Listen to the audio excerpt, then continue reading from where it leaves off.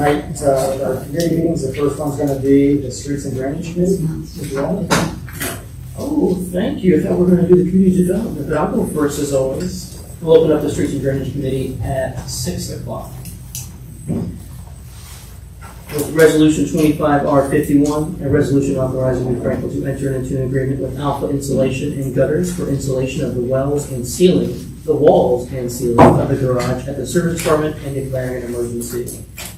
Brian is not here, but I believe the mayor has something to speak on this. Is that correct? Well, yeah, this is the original building, and that's needed the installation for a period of time. I think we maybe even tried to shop this once before a couple years ago, but in any event, Brian did get 3 estimates. The estimate from Alpha was for $13,000. There was an estimate from Koala, like the bear, which is so the press knows. BEAR. That one came in at $19,204. And there was another then from Spray Foam, and it was a total of about $15,300. So this was the lowest. And it turns out after Brian made the recommendation, somebody from the Alpha stopped by, and it's a New Franklin resident on top of that. Really? So, Nice. we'd like to, and it's in the budget, so we'd like to proceed on this if we can. Yeah, I was thinking about all the heat that goes through the metal walls and stuff in that building at Kirby's and insulated probably pay itself off pretty quickly, I feel. Is that true? That makes sense. Makes sense to me. The one thing I was going to ask about those estimates, those include, are those different types of like insulation in the other quotes or stuff Low like cell that? SPF insulation. Okay, I know there's like different kind, but I don't know. Low cell, yeah, 3 inches. I didn't study them, but they were all. Now this was 2 inch on the third one. They said. Yeah. So, Were they all 2 inches or 3 inches? Or were they different? looks like I had a 3 and a 2 and a 2. Alpha's a 2. So the 13th out of the highest one was a 3. That was 19,000. The 2s were Alpha at 13, and I think it's called Spray Foam. And they had 2 components, 8825 and 6535. So it's about 15.4. Sounds good. Anybody else have any other questions or comments? Comfortable waiving the 3? Perfect. We'll close the Streets and Drainage Committee at 6:03 p.m. Thank you. Our next committee is going to be Community Development. Mr. Schaefer. We'll open a community development committee at 6:03. Resolution number 25-R-52. Resolution authorizing New Franklin to enter into an addendum to the agreement with Masons Cove LLC for the administration, management, development, operation, and maintenance of the New Franklin Tudor House Civic Center and declaring an emergency. We have Mr. Cantor here, and he's going to do a presentation. Yeah. So we will listen to the presentation first.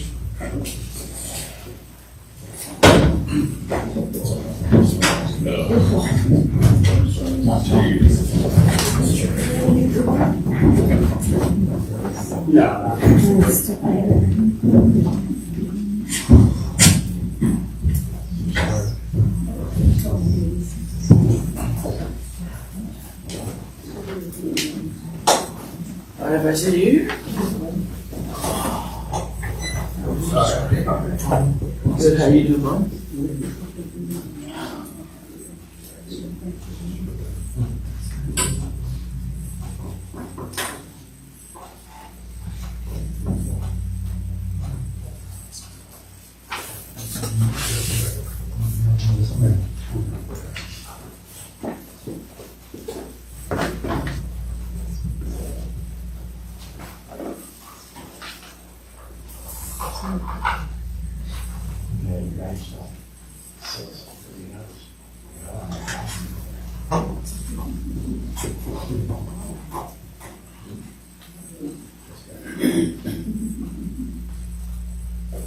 This presentation is basically proposing a shift in our phases that we're doing at Mason's Cove. Originally, phase 2 was the event center that we've been talking about, the carriage house, and we have an opportunity to potentially shift this to another building that we've been looking at for a long time. And I'm going to kind of show you a little bit of what that is, and that's called our conservatory that we're looking to replace it with.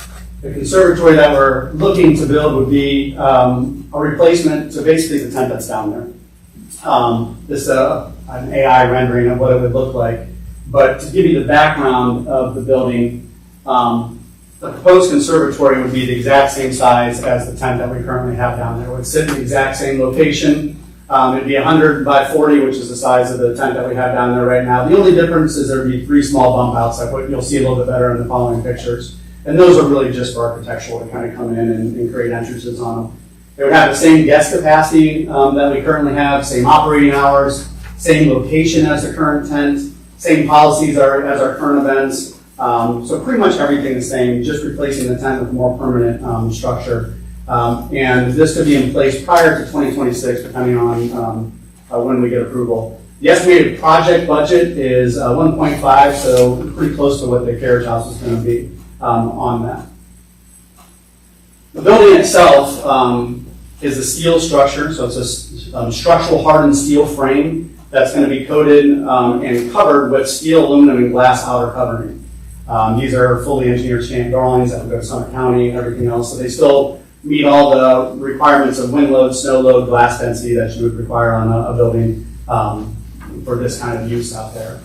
Some of the cool features that this one would have is one of our concerns with building a glass conservatory was possible heat. We have a tent out there right now that has white top on it most of the time, and for certain events they can opt to put clear panels in. When you put those clear panels in, it obviously makes it a lot warmer. So that was something that we were really concerned about. The building that we're proposing has a couple really cool key features. One is that it has UV coated glass, and then also that we're looking at having an electrified glass shading system installed on this, so that the whole upper canopy of the structure with a flip of a switch could turn white and opaque to block sun further than the UV on them.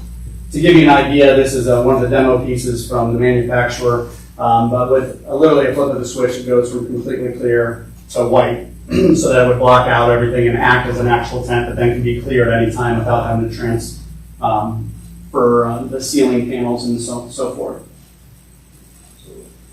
The building components, this is more of a 3D CAD version of what it would look like. This is looking from the lakeside. It would have lockable doors on all the outside. All the sides that you see open now would be accordion style doors that could open up all the way or close depending on weather, temperatures. The main entrances would be all barn style doors so that you could still access something a lot easier in and out when it was closed. There would be glass awnings over the main entrances just for comfort. And the whole top part of the building would be electric louvered upper windows on the top. So with the flip the switch, those could open for venting to further make it a little more time controlled. Now we are also looking at HVAC options under this build, and we're looking at all different types right now. We're working with the manufacturer and local HVAC companies to see what's feasible and what's happening.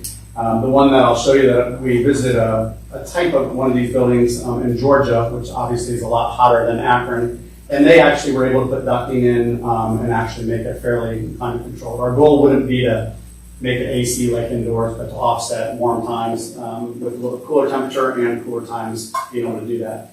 But one of the biggest ways to control the weather would be being able to actually close walls and have lockable doors, not only for security, but to also be able to offset weather at times.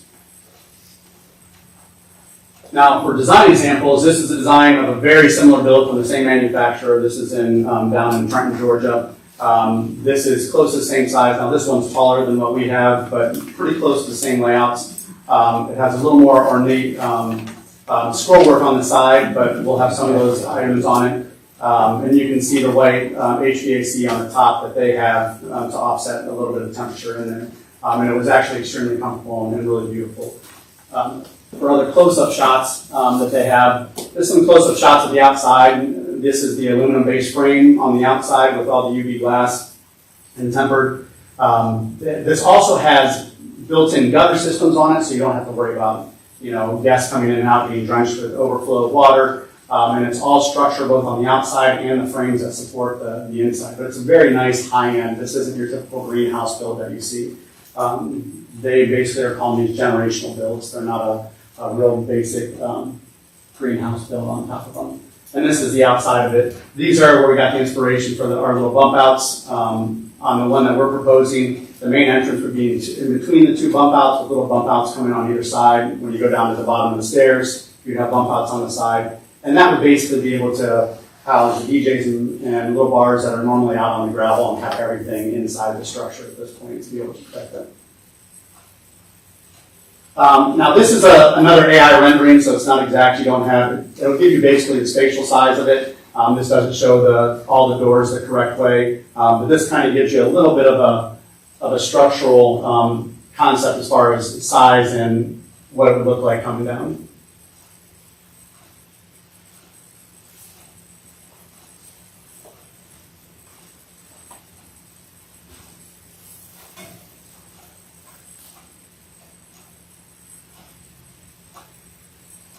So you don't have any geese in the picture. Well, we got rid of these because we have new kites over there, so we didn't have to put those in there. And that's basically the conservatory mixed codes that we're proposing. So that's everything, and I'll be happy to answer any questions that anybody has for them.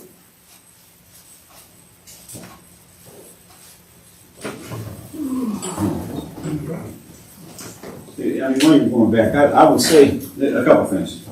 From the city's perspective, Mr. Cantor's correct. We've talked about this for an extended period of time. And if we need to get into it, I suppose we can. There was, when we screen, the costs were a pretty significant factor. And I've been advised that one of the things that would allow Mason's Cove to go forward is they got a significant break on the pricing. So there's that. In terms of serving the city's needs, the event center versus, we'll call it the conservatory, our perspective is that the conservatory serves many more of those needs as far as the city is concerned. The event center, at some point in time, if it's built, it'll be there for potential purposes for the city. As I think about it, the upper floors, we've had some events where we had a pretty big crowd and we had to go off the campus for that. If we had those kind of situations and we had the event center, we'd have access, so we don't conflict with something that was rented, we'd have access to that floor. We've talked about a community room down on the ground floor. We have meetings in here, some of the local groups, and so we can take advantage of it for those purposes. None of those necessarily, at least in my perspective, were really burning issues. So it would be nice if we had it. We don't have to pay for it. And why not? Conversely, when we talk about the conservatory, just a short list. First of all, and I'll start at the bottom, which is aesthetics. I mean, for my purpose, when I hear people talk about the setting over there at the Tudor House, what it was and what it is now, we just get rave reviews. People are just stunned with the beauty of the entire footprint there. Personally, when I stand at the lake and I look up and I love it. When I'm in the house and I look down, I've never been crazy about looking at that tent. And that's really kind of what started the conversation, I think, over the years. And my, wouldn't it be nice if we had something like that we could glass that in? Price was exorbitant. In terms of trying to get grant money for something like that, probably not much of a chance. So the thought was, well, somewhere down the road.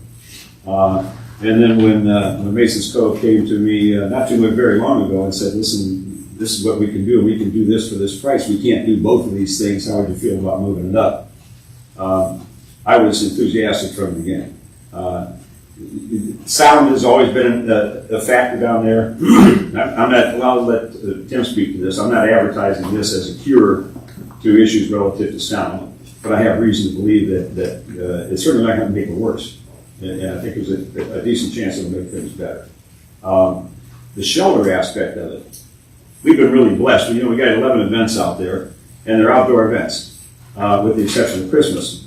And we've been really blessed with the weather, but that's not always going to be the case. And, you know, a number of our movie nights where we have a couple hundred people there and music, if the weather doesn't cooperate, we got a problem. But with this, we would not.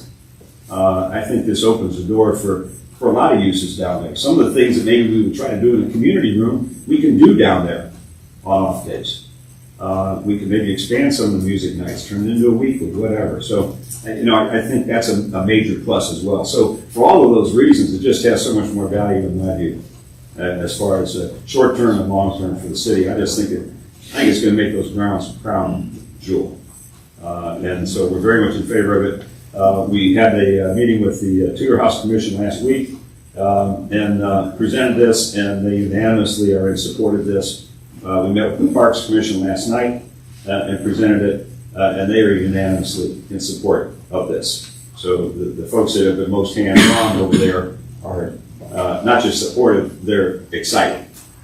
And so, you know, we're hopeful that, and now time is a factor in terms of, we'd love to have this in place to start the next season, but, you know, we kind of came to us late, we're a little late in the season. I'm advised that if we can get this approved, we can move forward, and the timeline would permit us to have this up in time for the next season. So for that purpose, and finally, I'll say I don't think it's I don't think it's a monumental change in terms of what really we're just adding a piece primarily, and we're backing off the event center, and if and when on the event center, then you know we'll see. So that's the city's perspective on it. Mr. Kaner, I've had some questions posed to me, if you can address it, Sure. please. This is a building that's made in China. Can you address why you chose this building and what I understand that you're maybe something different with the steel or the coating on the steel that makes it worthwhile? And then also after that, if you could address, it's a kit, who's assembling it, and time periods and things of that nature. Sure. The manufacturer is one of the leading manufacturers of all of these in the country. So the ones that we originally looked at before, as the mayor spoke to, were exorbitantly priced. They're about 3 times the price of this to go through the middleman. In the research, we found the gentleman that basically provides these for most of the other companies out there. They're a U.S.-based company. He's based out of New York, and he has a huge, I mean, it's like the size of a small Disneyland down in Florida that they have. So they're all USA-based company, but the steel is manufactured out. And there's a big difference. I've been educated on why. U.S. steel is a very strong structural steel, but as far as the coatings and how they penetrate the actual steel, the ones over in China are the ones that are leading the way right now that are going. So for the whole process, so it's actually a U.S.-based company that has an offshore factory in China, I believe. I don't know exactly where it is. And then the components are, I believe, assembled and labeled and everything here in his U.S. factory. That's part of that.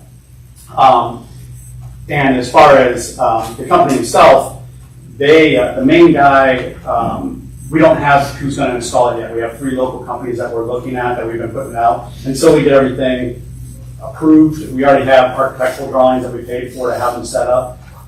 That gentleman from that company will come here and meet with those companies, pre-qualify how they go up. It's actually a very simple construction on the project.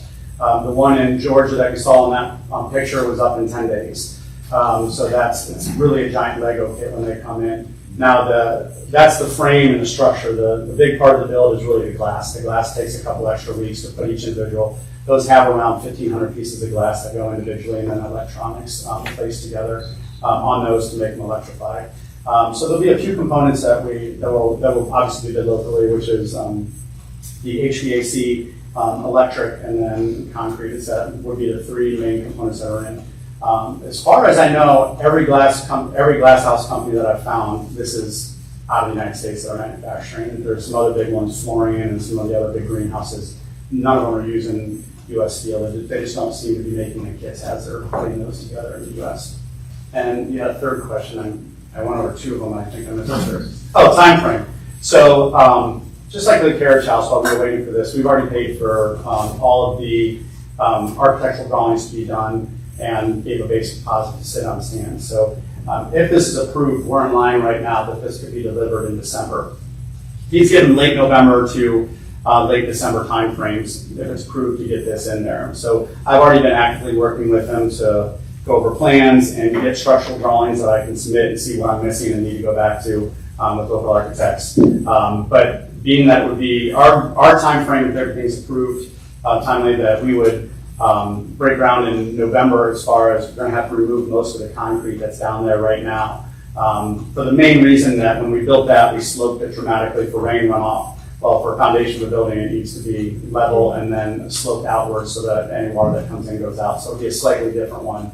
So there's a little more expense in replacing the concrete down there. So we'll use November to prep the site, get all the concrete in place. And then we're giving ourselves a 3 to 4 month buffer just because of Ohio weather. We don't know what's going on. So if the concrete's in place, then we can construct as time comes in. These come in big shipping crates, but they're a pretty easy build. I visited 3 locations in Georgia just to look at them, and one, which is another government-owned building, the Tate Mansion down in Georgia, they literally had their landscape crew putting together. The main team that we're looking at right now that we've started reaching out, there's a lot of companies that do steel construction for like you were talking about for the street departments, big steel tinted buildings. The company that I'm looking at has done these kind of builds already. They did the Shoreby Club up in Cleveland. So we talked to them, and they're waiting on more plans to give us an idea of the time frame and cost. But they're a company that specializes in just this kind of construction. So they're Ohio-based, they're local, and that's a big component of it. The manufacturer has teams he can send out, but from his own admission, a lot of those are supplemented with just day workers locally. And I just didn't like that concept. I wanted to have a team that was worth working together. But being if the approval comes in a timely manner, then we can get all this done and there's still a good buffer so that everything's in place by the beginning of the next season, so there's no interruption to events, and we have a clean site ready to go without any interruptions for either public or private events. Do you have a glass community in mind? I'm hoping Mother Nature will do a lot of that, but yeah, we've looked at it. I'm more worried about the geese that are mad at me already for chasing them off the line, but yeah, that'll be a fun opposition. One part of it though is they are coated. The glass is fully coated. That's supposed to repel now in practical tense, and so is our windshield, and I still have to clean that. So yes, I'm assuming that's going to be a big endeavor. Anybody else have any questions, comments? I actually covered a few of them. I had a question about the weather. If you could start it and the weather turns on us, it sounds like you've already planned for that. Concrete, you already answered that. Salt. So will this be used all through the wintertime? And if so, how will the metal hold up against salt or the icing agents?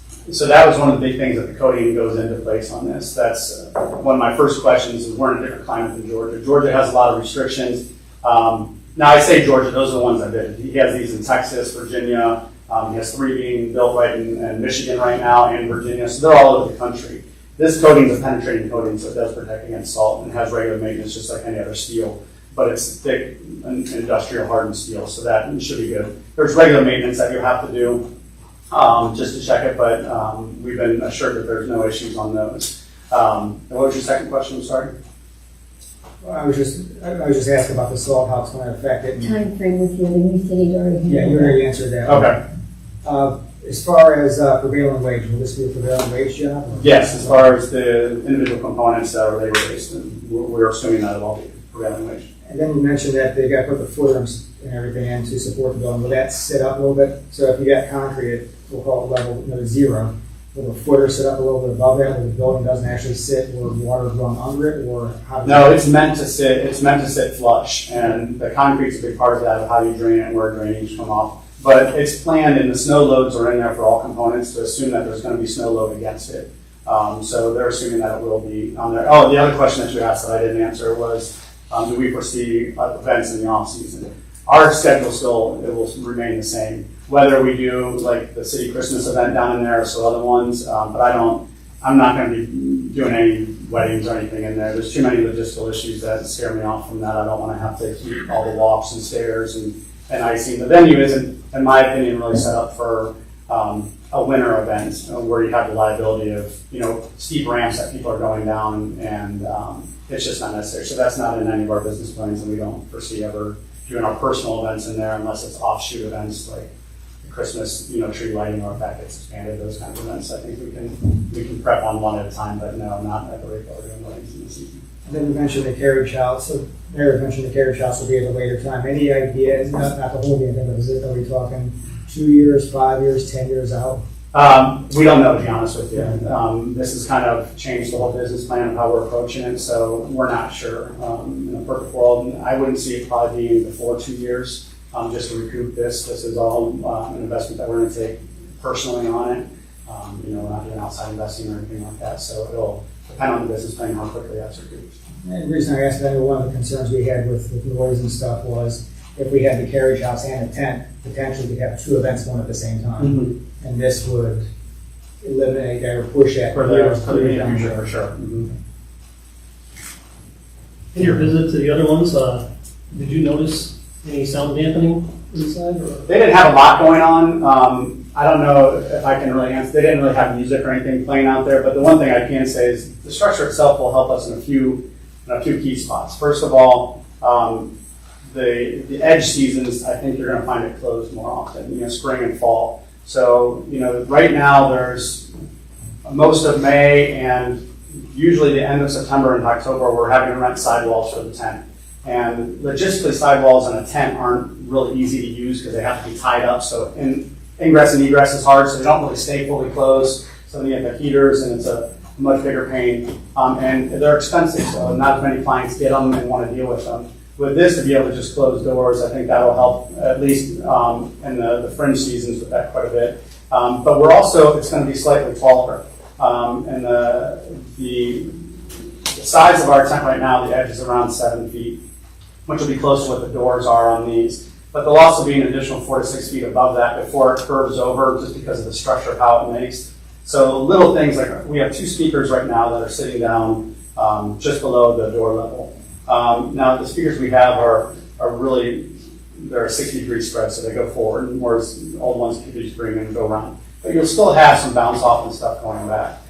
In our plans with these, we've had him put mounting brackets 3 feet higher than the doors. So any speaker will be considerably higher than the openings that go back out. And the mountings that we have will be able to put sound dampening behind the speakers, which isn't just to have it not go backwards, but it stops the reverberation of stuff going back and forth. The other thing that we did that we're not saying that we would necessarily do, but it'll give us a chance to look at it, is we added additional speaker mounts to put additional speakers in there, which sounds counterintuitive. It sounds like it would be more noise. But we tested it at the Lakeside Barbecue that we did recently. One of the complaints at those last few events, that's a much bigger crowd than some of the weddings. And when we have speakers and stuff in there with people talking, we had to really take the volume up to get across the entire room. So it was very loud inside the tent, much louder than even weddings. So this year we put additional speakers in and had the ones on the corners lower so that the middle ones didn't have to be jacked up as high and that you had better spread throughout the tent. And the overall effect in the tent was drastically lower. Nobody had any complaints of it being too loud. It was easy to talk, but you could still hear. So that would be something that we continue to play with going down. And we have the infrastructure that if we don't like the results, then we can take them away. But it's at least there where we have those up elevated, and that we can control where that's going to come over there. One aspect of this that will be a second phase of this that we're talking about is there's a current catering tent also there. That's always there for caterers. We are looking about possibly building a small little structure right where that is, same size, just the whole length of the tent, where the caterers could have a little inside place to prep, no kitchen or anything like that, just literally an open room. That would also stop more sound going sideways, and basically act as a fence, if you will, on that side of it, so that you could protect that side during events instead of having just a flimsy tent. So I think there will be. I'm hopeful that there'll be some considerable differences, but until it's up, we won't have any hard data on that. Is the fence still in play here? The fence is still in play. We talked to the neighbors quite a bit about that. We're trying to work with them on that. Our understanding is that they prefer not having a fence there. Our stance originally is that it would help sound, and we thought it was necessary at the beginning. But we're definitely open to whatever the city believes is best for that. That's not something we have. If that's something that the neighbors would prefer not, we'd be 100% okay with that. Especially with this going in, I think it might be redundant at that point, so we'd be okay if the fence was not there. We're still talking as a group to them. I know it's in our conditional usage to put that up, so we're cognizant and ready to do that if need be at any time, but we're trying to be just open to, what our neighbors are saying and at least listen to that and be open to that situation. As far as us in Vermont, I think that this, along with what the catering building, could solve that problem or we wouldn't need that. But that, it's just my opinion.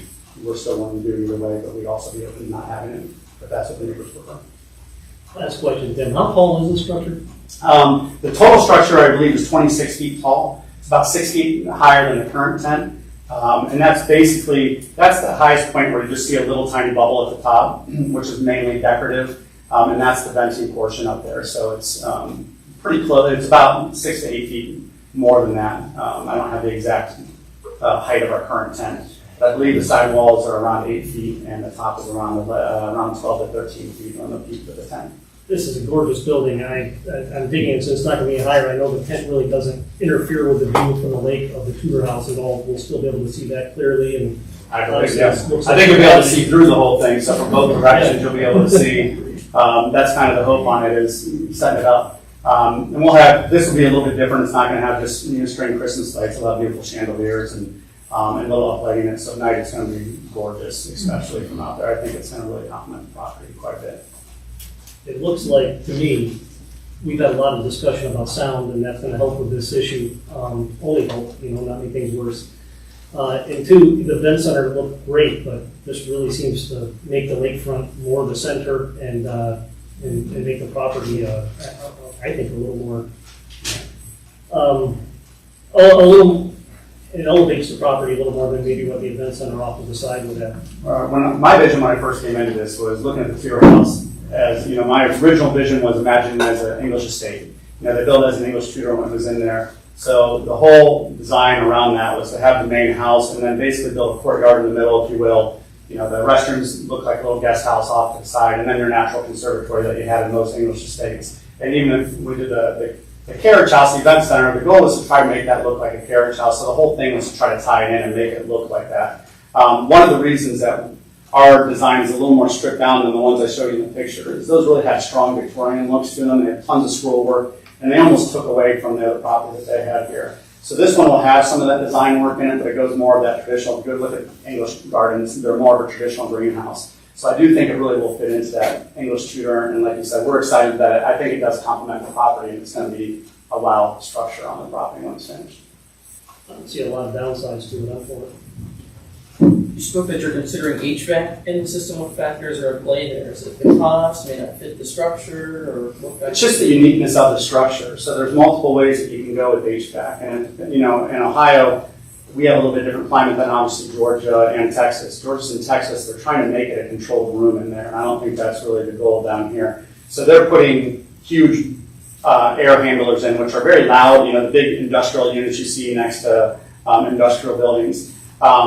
The one in Trenton in Georgia is a little bit northern Georgia, and they went with the standard HVAC system, but they still keep it open. So on theirs, they had regular home furnaces in there, and then just commercial blowers that went in. And their goal is to temper it a little bit. Now he keeps it closed most of the time because it's so humid where he's at, but he's been struggling with that, and so he originally had fans and went back into it. So there's pros and cons of that. For out here, I think that's going to be closer to what we're looking for. One of the HVAC companies that's local here that I talked to just to get ideas, and before we went to the engineers, we're trying to go backwards, let the HVAC company tell them what they would want, and then have the engineers design it and go back.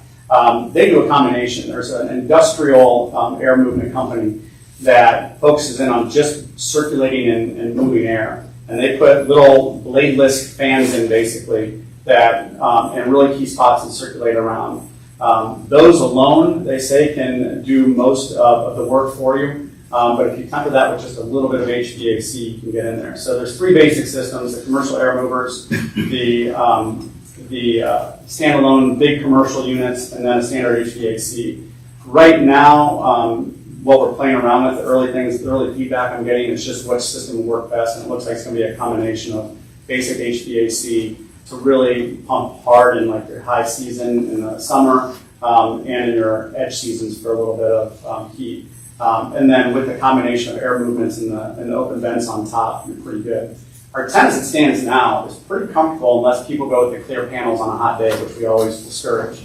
But a lot of people like the Instagram look of them, so they go with it anyway.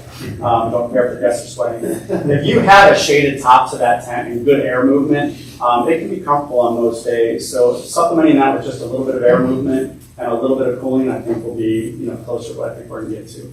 So right now, it's all about functionality. It's what's making our decision more than So you're going to choose one, you just don't know which one. Yeah, they'll definitely, at the very minimum, be air handling, and we're trying to get some kind of heating and cooling just to make those edge seats a little bit more comfortable. Sound good? Any other questions, comments? We want to check the audience. We could do it now or public comment, now would be fine. We can do it now. Anybody in the audience have any comments on this?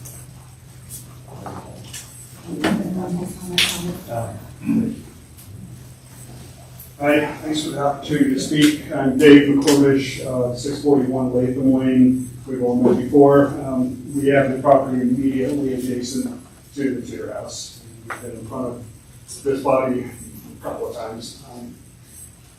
This is a little bit of a convoluted discussion from our perspective, so if you could just bear with me a minute and it'll kind of bring it all back and kind of get back to your question, Mr. Stiles, about the fence. Yeah. Generally, we are not real supportive of this glass structure. When the building, the carriage house was going to be built on the north side of the property, much further over, much further away from our location, that was going to be much better for us. So generally, we're not willing to say we support this. However, we kind of come to this meeting with kind of an open mind, and we're willing to have some discussion. If we can get alignment between all parties, then we may be willing to drop our reservations and not pursue it further. Okay. So, a couple of things here. A little concerned that we're trying to do this all quickly tonight, get a change in the agreement with Mason Co. because if you look at Article 1 in the agreement, it tells them they can go ahead and start building. And from our perspective, once that decision is made, any decision afterward is a perfunctory decision, and they will all just fall in line after that. So that gives us some concern about the timing of this, and I understand they're under some timing to get this done. We've been trying to work quickly with them. It's gone a little more back and forth than I think it needed to, but it has. They came to us in July, and the reason they came to us in July was because you'll remember back on January 2nd, this board, this council mandated that we had to have a fence put up on the Tudor House property. And I think it was done what you thought was the best interest of trying to stop the noise. For us, we never wanted a fence. We've been fighting a fence for 2 years when it first came up. But as part of what we did in that council meeting is we did agree to sit down in good faith with Mason's Cove and try and find an answer that worked for everyone. And so we met in February. We met February through May. Different versions going back and forth, lots of different changes, and I will take everyone at their good faith that we tried to get to an answer, and we just can't go loggerheads. As you might remember from things we've told you, that the greenery that's been put along our property, that was about 2 years ago, that's matured nicely. It's blocked the unsightliness right now of the tent. It may be helping a little bit with the noise, but it's made our property livable. Putting a 10 to 12 foot wall fence barrier either right on our property line or some feet back from that not only closes us in, but it blocks all the greenery that's been put in that is helpful to make that a livable property. So we adamantly are still against having any kind of fence put in. Now, that's mandated by council, and I know from discussions, not me personally, but the mayor has been pushing Mason's Cove to get that done. We couldn't get to a decision by May. Mr. Ehoff, through our attorney, came back and probed a little bit with us and said, is there open discussion that can be had about allowing or putting the the glass house in, there's maybe a little bit of just debate on cause and effect here. But if the glass house went in and we could remove all requirements for the fence, would you be willing to consider that? And we discussed that as our Portage Lakes neighborhood group that all live right next there along Pinot.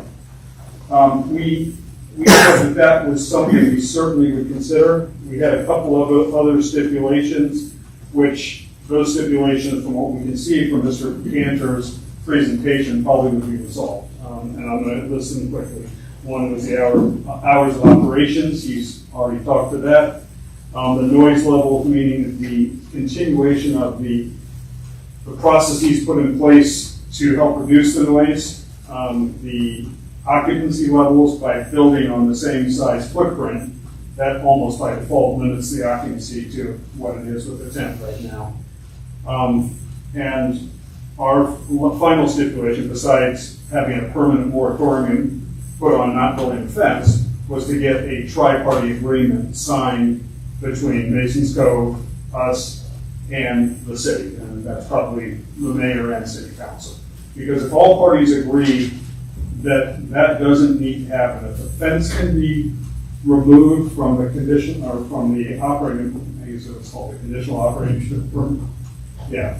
Conditional use. Conditional use permit, thank you. So if that can be removed, if the city, meaning both the council and the mayor, can give us assurances, we've been told by Masons Cove that they have no desire to put up the fence. They're fine not doing that. So if everyone can agree with that, we can avoid a lot of hassle, because, and this is not meant to be threatening, but we feel like we're getting pushed into a corner. And the corner we're pushed in is that if this goes forward without the agreement and that fence still goes up, we're headed to court. And we don't want to do that. You don't want to do that. I know Masons Cove doesn't want to do that. So I'm looking for a way to avoid this problem. And it's a pretty easy solution, and I see two answers for tonight. And you can tell me I'm wrong, or maybe this will work. One answer would be that we ask for a second reading. This gets pushed off 2 weeks. And during that time, the parties all get together. Mr. Sugarman, Mr. Ehoff, and our attorney, Mr. Hobson, could all get together, draft something, and all parties can sign that. And then you guys can get back in here and make whatever amendments you need, because we have our assurances at that point. The second thing, if you tell me, no, that's not feasible because there's a timing issue, we've just heard there's some buffer built into this, so it's 2 weeks isn't going to kill the project. If that's not going to work for you, though, if we could have assurances from council and the mayor that you agree that you'll put the permanent moratorium on building that fence, this goes away. And so that's where we are. I truly hope we don't have to go to the next step. I hope we can resolve this evening. Before we begin, Mr. Cantor, is it true that you don't want to put in the sense of what Mr. McCormick said? I'm indifferent. I think that there are benefits to putting in the fence. The biggest thing was for the noise for us having it in there. But I do think that the other things that we're looking to do with this glass house would get rid of that. And I'm not opposed to it. I'm definitely open if we're trying to put the fence up to stop noise to help the neighbors. If the neighbors are saying the fence is a bigger issue for them, then I'm fine with defaulting what they think is the bigger issue for them instead of putting something up to fix an issue that we think that we're concerned with. If that's something they prefer, that's. How far is the fence from the property line again? Which the current The fence? fence that is in this agreement. It varied. It would have stayed on the property line to a certain point and then diagonaled off and then ended up there. So there was multiple. There were multiple options that went back and forth. We proposed an option where the fence was on the other side of the arborvitae. They weren't acceptable to that. There was a proposal that was right along the property line, which is 6 feet from our patio. So a 10-foot wall, 6 feet from our patio is horrendous. There were things in between, but they were still unlivable conditions. So various options put out there. We just couldn't get to an agreement. Mr. Mayor, what would be the process to amend the conditional use permit? I don't have an answer for that. Aye. But I do have a suggestion. Aye. First of all, very reasonable. Yeah, I would say, my goodness, we're gonna have a happy ending, and I think we can. The only hesitation I have is the permanent moratorium, because permanent is a pretty heavy word. And I don't know what's gonna be going on in 50 or 100 years now, you know? So that one, but I would say this, what I scribbled over here was that we could add to the bottom of section 1, council further directs, you know, start writing that, we'll see if they make it. Council further directs that the condition requiring a fence between the conservatory and the residence directly to the south is hereby revoked. So as part of this, we could revoke that condition. In the event that, for some, I mean, I can tell you from the administration standpoint, I would know no reason why we'd want to come back and try to force a fence. I will say for the record, I was pushing him only because, hey, we were supposed to. So I kept saying, you know, if we got to get this done, we got to get this done. So that was my only encouragement, not that I thought the fence was the greatest idea in the world. So I think if we revoke it at this point in time, if at some point in time the city has some need and it feels like they got to put a fence up, they're going to have to come for a permit. Okay, and that will go through zoning, and objections would be heard. So that's my thinking, is that we, you know, that as part of this process, that we would revoke that condition, the requirement of the fence. That would leave it open, but I wouldn't anticipate anything happening. So yes, Mr. Katz. Is that something we could do? We could put that in a management agreement, as opposed to something with zoning, and because it's a conditional use permit. I would make it just part of the resolution. It's in the resolution, it's not part of the management agreement. Yeah. Okay. Yeah. I think it's stronger that way, really. Okay. So we could do that tonight. Yeah, we can amend section 1 and add it. I like the idea that we amend it. I like the idea that we put that in and solve the fence issue. I certainly appreciate you coming and sharing your concerns and your willingness to be flexible with things. I appreciate you coming in and everything. I would think that it would make sense for us to take time on this for one more reading to give any other public input that option. I am personally 100% behind this, and I think it's going to be great. I think it's just going to be fantastic. But I think it probably makes sense. And I'm comfortable that if the rest of you don't agree with it, I'm fine if we vote on it tonight too. So it's not something I'm saying, I want time on it. You know, I just, that's my thought, but I'm comfortable either way. Okay. So with that real quick, I see Mr. McCoy has something else to say. First, I'd like to ask Mr. Cantor, 2 weeks, what does that do for ordering, delivery, stuff like that? Ordering isn't a big deal. Right now, I'm getting bids and quotes out there and having, you know, being able to start that process. We're in mid, you know, obviously mid-September, almost done. That was the beginning of October. That gets it tight to get other bids and then stuff out to start concrete work a month later than that, especially if we have requirements that we have to put out bidding. So it does, and this isn't an intention to cut it short. Obviously, this came up at a short notice to be able to get this plan going. Ideally, tonight obviously helps quite a bit more, but if that's how it has to be, then I'll work through it. Again, I'm comfortable either way. Yeah, we will go through and ask everybody. But Mr. McCormick. I know I should address you. May I ask the question to the mayor? Yeah. Okay, thanks. Mayor, I tend to agree with you that a permanent moratorium is probably too long a time. So that's a valid observation.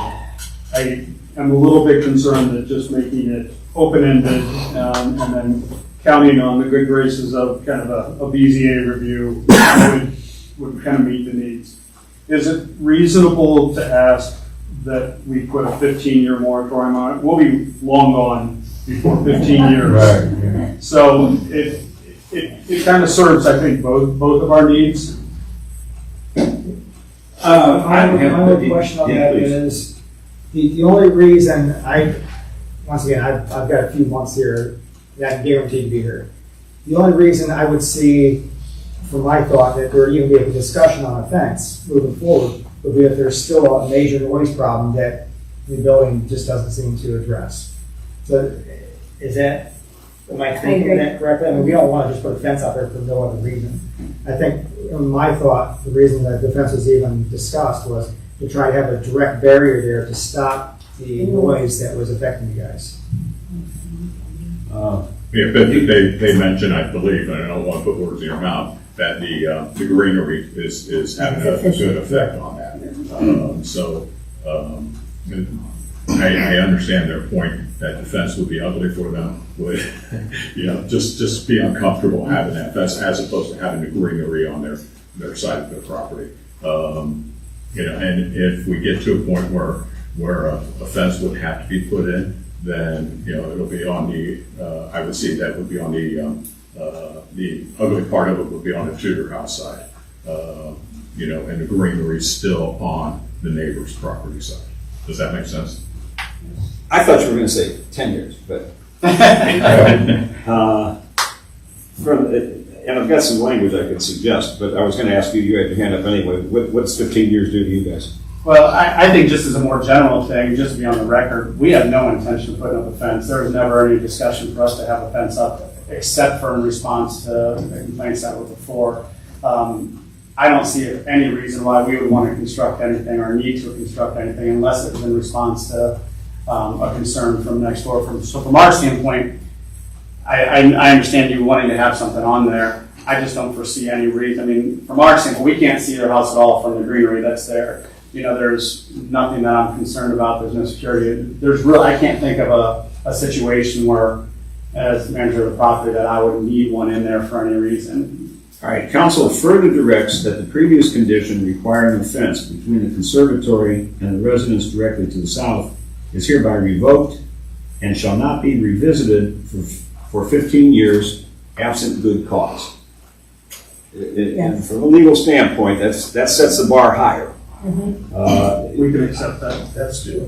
That's very good. None of us want this fence. Yeah. One small comment, when does the current agreement with Mason's Cove terminate? It's a 15-year term initially, and we're in like year 3 or so. There's Want to go for 15 extensions. years or had a time to? if Well, somebody it comes takes close. It's going to overlap, and then probably they have earned some additional years. Based upon the capital expenditures, there's an extension, so, probably 15 is about maybe right where we are. Yeah, that's fine. All right, works for me. Mr. Gotts, what are your thoughts with everything that we've just discussed? Again, I'm fine either way. Are you fine with the 15 years? Absolutely. Oh, yeah, I'm fine Okay. with everything. And you'd rather take a second read, but you're fine if you don't? Absolutely. Whatever y'all want to do, I'm good. Mr. Schaefer? I'm good. I don't want the fence there. I don't see any reason to spend money. I think the only way we'd even relook at a fence is if the neighbors came to us and said, hey, there's an issue, and somebody would say the first thing, there'd be a fence or some more bushes or whatever it would be. So as long as the noise is controlled and the neighbors aren't complaining, I don't think it'd be necessary to put the 15 years in there, but I'm okay putting the 15 years in there. Doesn't make a difference to me. Ms. Jones? You know what, I think sometimes people just need to be congratulated on being good Christian people. And I think you've earned that congratulations, because I think you really thought about this and you made a very good choice. And I'm very proud of you. But I'm in favor. Either way they want to go, I'm in favor of it. I'm going to go back to Mr. Schaefer. Second read, or are you okay voting tonight? I vote tonight. I would too. Okay. I didn't want the fence. It is more of a try, on my part, is want to try to fix a problem. So I'm okay not having a fence. And I'm fine either way with tonight or a second read. Mr. Stiles? Yeah. I'm in agreement. Yeah, I'm a vote. Are they vote? Yeah. All right, so Do we have that language again officially? Please Yes. amend it. Yes. This would come at the end of section 1. Council further directs that the previous condition. Take your time. Good? Thank you. Yeah, I'm good, thank you. Council further directs that the previous condition requiring a fence between the conservatory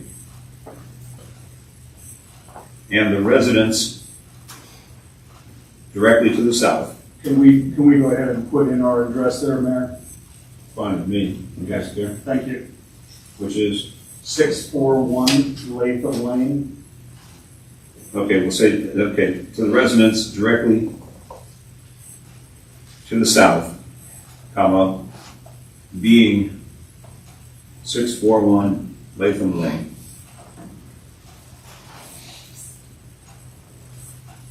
Is hereby revoked and shall not be revisited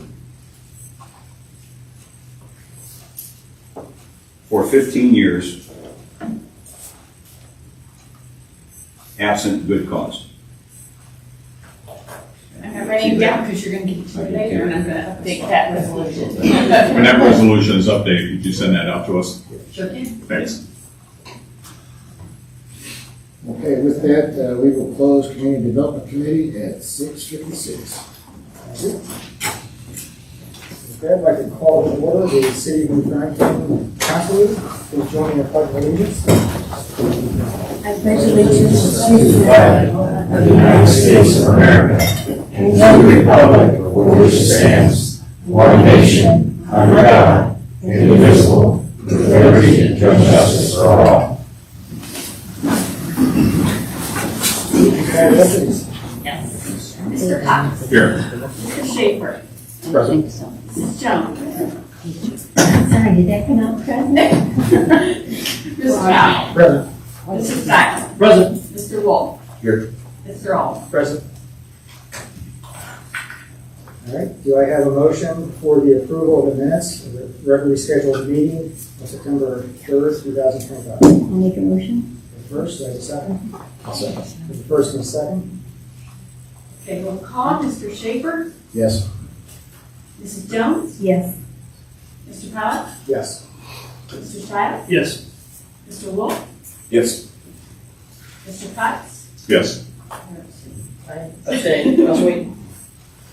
All right, do I have a motion for the approval of financials for August 2025, subject to audit? I'll make a motion. I have the first, do I have a second? Second. I have the first and a second? Roll call. Mrs. Jones. Yes. Mr. Powell. Yes. Mr. Stiles. Yes. Mr. Wolf. Yes. Mr. Alden. Yes. Mr. Cox. Yes. Mr. Schaefer. Yes. All right, next up is the public comment. If you would, please address council, state your name and address, and you have 4 minutes to speak. The question is, are you going to be talking about SDRs and home business, part of the amendment? Mr. Stiles, Wolf, or I Roman? believe so, right? Yeah. We can bring it up and see if anybody has further comments on what we discussed last week. Sure. Then, yes. I think I'll defer until after that conversation. And We have a commenting period after that. Yes. anybody else with any public comments? Seeing none, move on to our first reading, 25R51. Sue?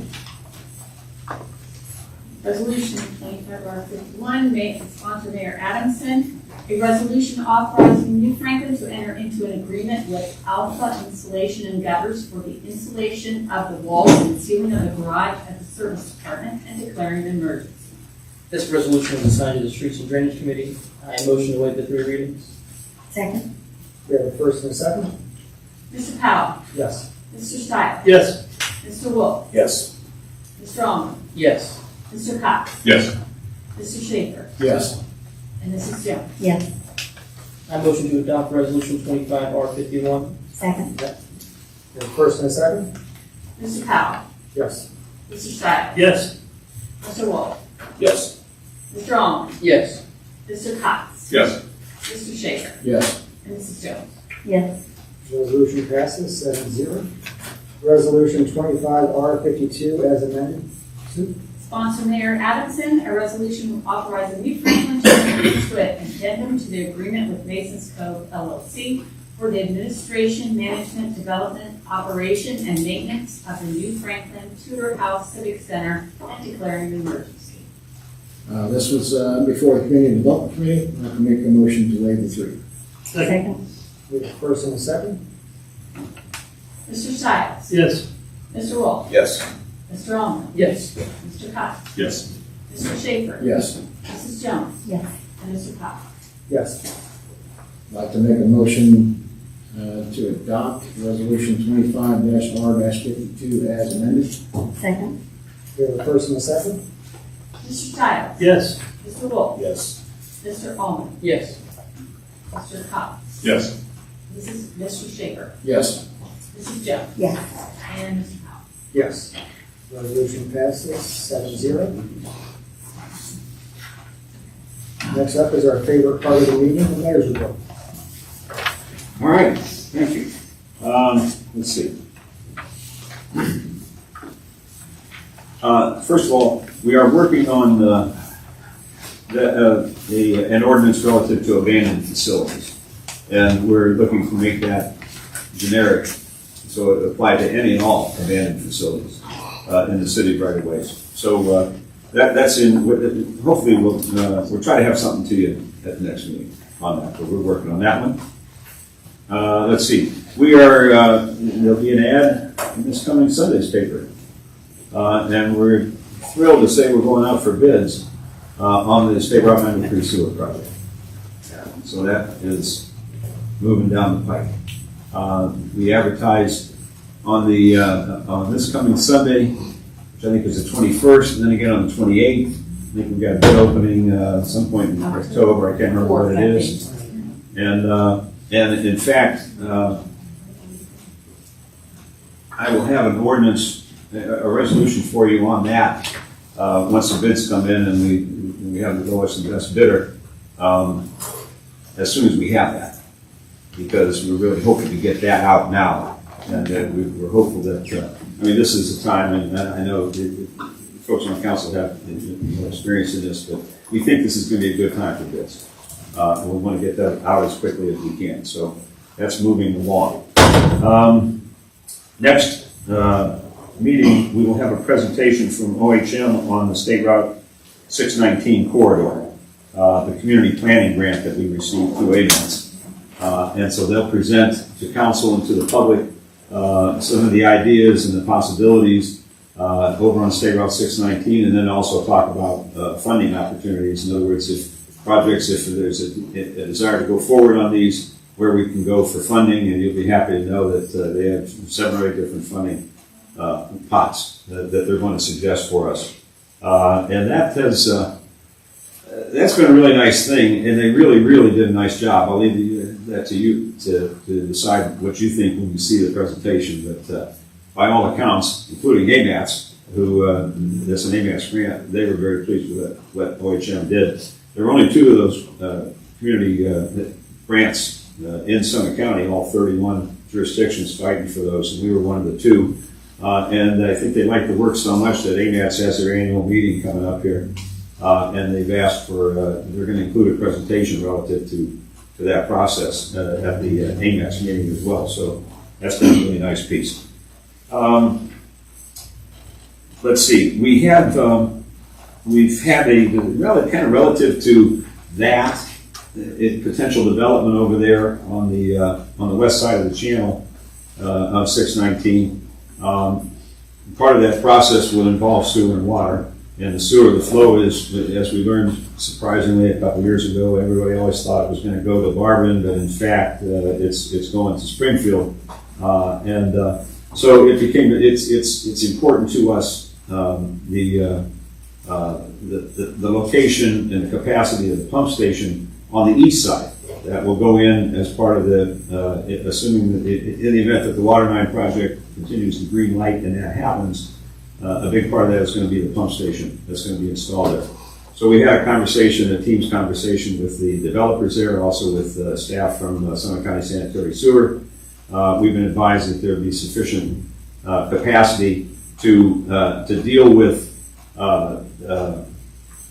any expansion on that commercial corridor on 619. When we get deeper into the neighborhoods, there will be some flow issues that will have to be handled by folks who maybe want to develop deeper in, because what we've been advised is that it's not the capacity of the pump station will be sufficient, but it's upstream or downstream, whatever you want to call it, that maybe some of the facilities going east to Main Street and then making its way to Springfield, perhaps weren't installed with the foresight that there was going to be flow. So anyway, I mainly tell you that just to let you know that we're in that conversation, and we're taking note of that, and we're trying to make sure that that we're dealing with whatever contingencies. But the pump station itself, if they intend to install it, will be plenty sufficient for whatever capacity comes from the west side. There'll be no restriction on that pump station. There may be a requirement for development upstream as further development happens on State Route 619. Speaking of sewers, this is the season for, we're going to start lobbying, I guess, for lack of a better term, for the state capital budget. And we've had some success there before. And we talked about two possible projects for funding.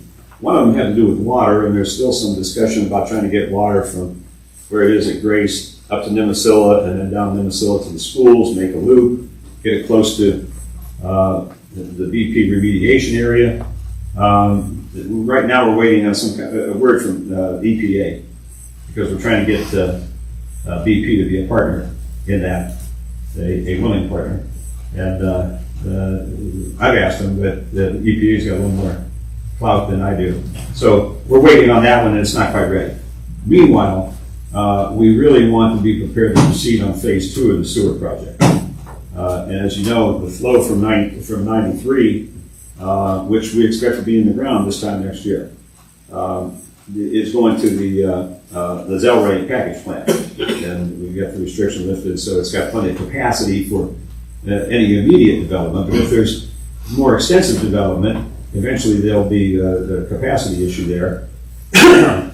We've known that, and then phase 2 of the sewer project is to convert that package plant to a pump station, and then that flow will go to the Barberton wastewater treatment plant.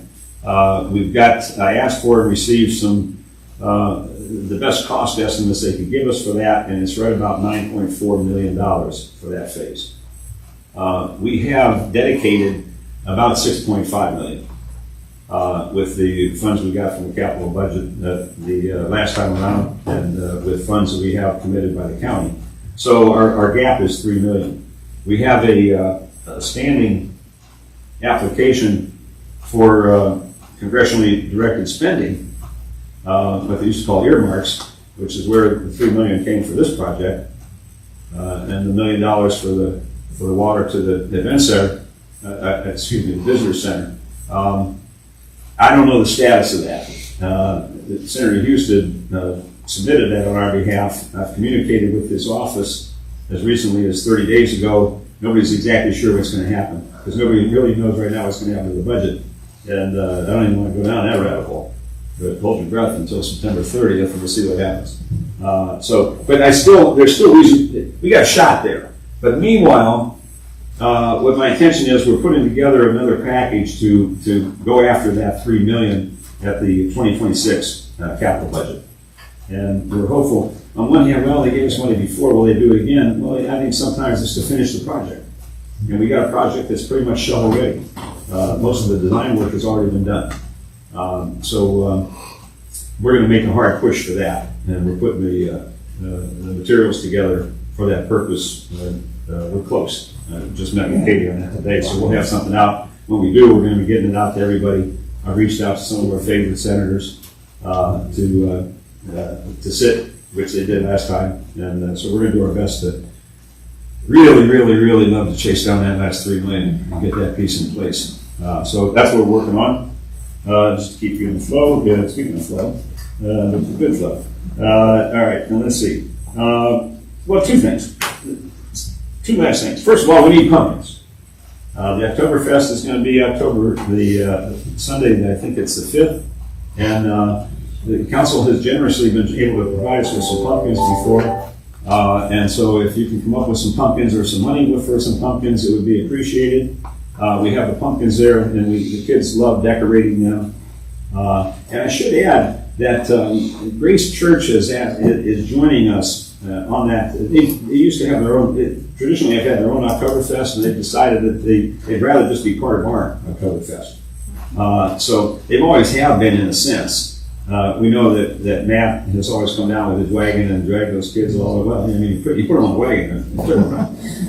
Anyway, so he'll be there, but they'll have a lot of staff and a lot of volunteers there. They're going to bring one of their own bounce houses, and so they're going to be on site and working with us.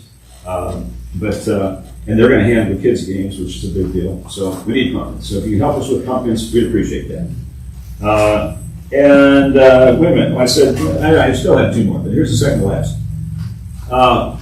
Democracy in action. I didn't have this on my list. And Mrs. Jones, you already made a comment.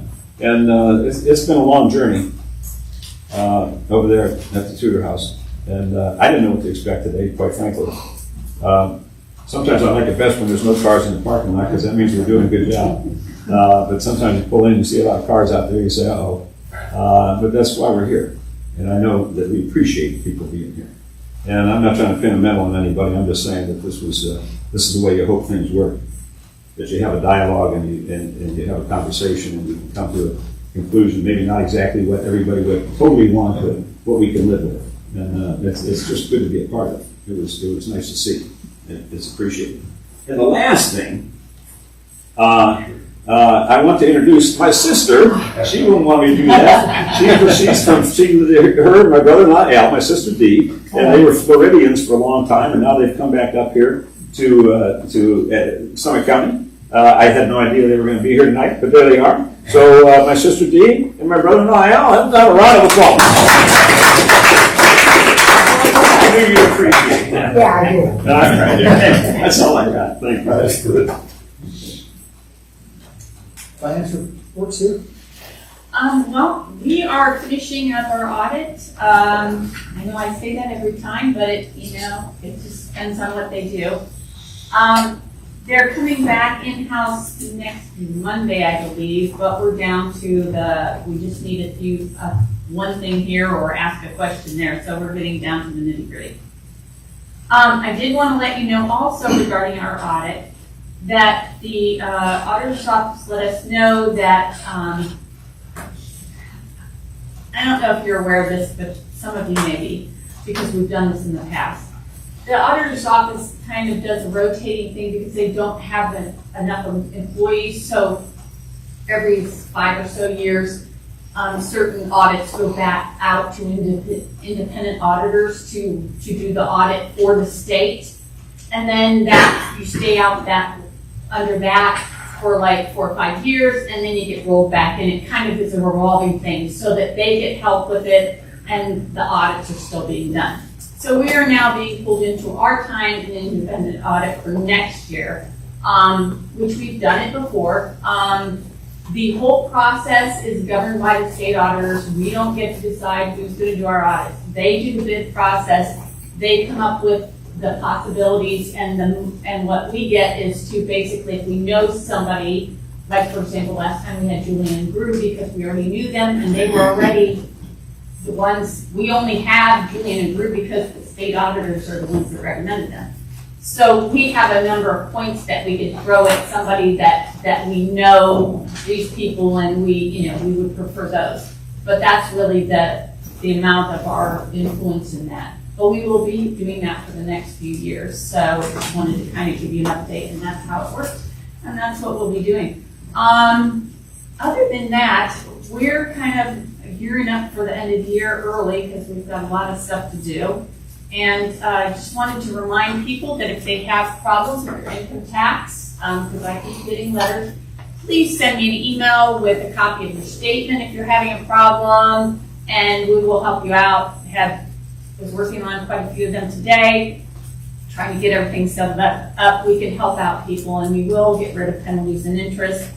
Kind of a one-time deal, unless it gets a little convoluted and we're still doing the same process. But we do help people. Even when they've gotten to the point where they've thrown away their letters and now they have a court appearance, we can't get you out of every cost that it's going to be, but we can get you out of court and we can take care of your situation, get it squared away. So please call us if you have any problems. And then I usually have everybody send me their information via email. That way I can tell them exactly what they tell me when I contact them. And lastly, it has nothing to do with finance. I just would like to thank Charlie Kirk for his life and his dedication to the gospel and his ability to talk to students and our young people. I think that's so courageous and so needed. We have so many people out there that are just divided and some of them unfortunately pretty crazy. And we need to have people out there that will speak truth and peace to everyone, and especially from a Christian perspective. For myself being a Christian, I understand that wholeheartedly, and I really want to honor his life because there was no need for what happened.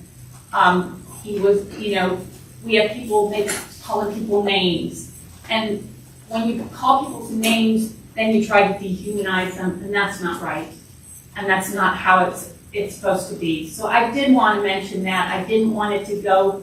It was a terrible thing that happened. And I pray every night for his wife and his kids because it's just totally wrong. But I would like to say something that hangs in my office and I always think about is Proverbs 14:34. Righteousness exalts a nation, but sin is a reproach to any people. And I believe that's true.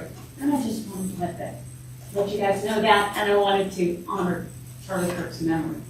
There's a lot of groups of people out there that are saying the new thing is, I am Charlie Kirk. And I guess I am.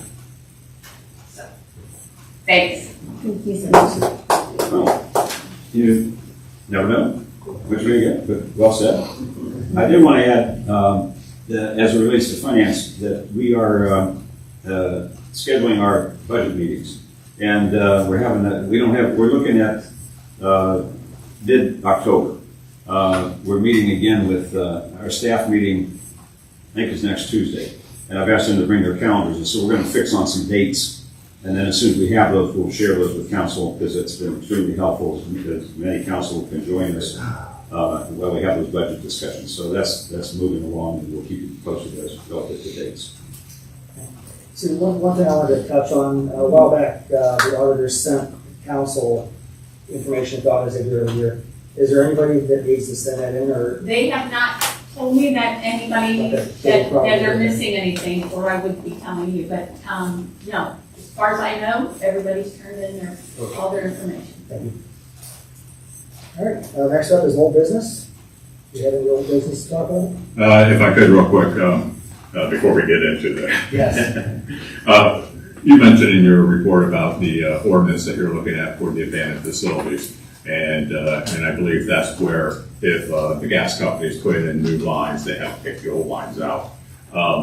Is there anything that we can do for old lines that have been left in, or especially telephone poles with wires as the cable companies are upgrading to fiber optic, the old wires? I mean, I look up at a telephone pole and there's I count them once, and it was 1,712 different wires going across. Yeah, I count them. It just seems like there's a lot of wires, and I don't know if there's anything we can do We can write something in that way.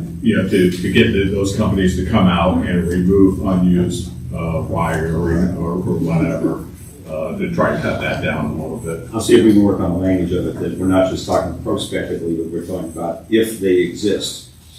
So let me see what we can do. Okay. Any old business?